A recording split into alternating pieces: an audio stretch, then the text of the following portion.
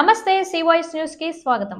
అంగన్వాడీల సమ్మెకు సంపూర్ణ మద్దతు తెలిపిన కార్మిక నేత పులి శ్రీరాములు అంగన్వాడీలు గత 30 రోజులుగా చేస్తున్న సమ్మెకు ఐఎన్టీయూసీ నేత పులి శ్రీరాములు సంఘీభావం ప్రకటించారు. జిల్లా కలెక్టర్ కార్యాలయం వద్ద అంగన్వాడీల దీక్షా శిబిరాన్ని సందర్శించిన పులి శ్రీరాములు మాట్లాడుతూ చిరుద్యోగులైన అంగన్వాడీల మీద ఎస్మా చట్టాన్ని ప్రయోగించడం దారుణమన్నారు. ఎస్మా చట్ట ప్రయోగాన్ని ఉపసంహరించాలని, న్యాయమైన కోర్కెలను నెరవేర్చాలని పులి శ్రీరాములు డిమాండ్ చేశారు.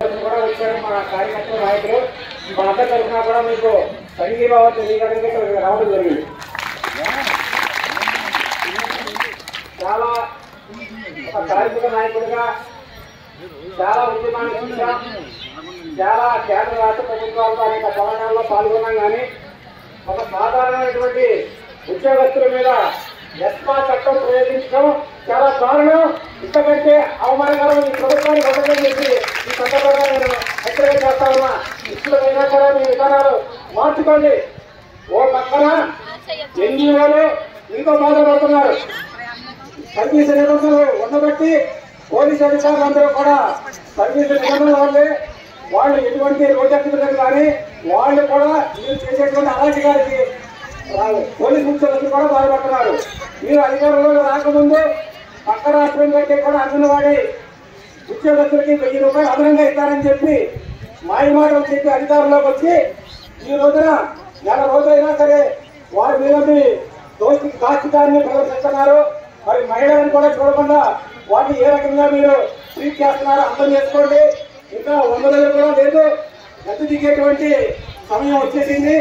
పునరాలోచన చేసుకోండి. ఓ పక్కన బీఆర్ఓల మీద తార్కికం, ఉద్యోగస్తుల మీద తార్కికం, ఉపాధ్యాయుల మీద తార్కికం. ఈ ఎన్నాళ్ళలో సాగదు ఈ ప్రభుత్వం. ఇప్పటికైనా రియలైజ్ అవ్వండి. మహిళల్ని ఇంకా ఇబ్బంది పెట్టడానికి 4 రోజులు అయిపోయింది కనుక వాస్తవిక వాతావరణంలోకి రండి అని రాష్ట్ర ప్రభుత్వ అధినేతలు హెచ్చరిస్తూ ఈ ఉద్యమ స్ఫూర్తికి నేను నా పూర్తి మద్దతు ప్రకటిస్తున్నాను.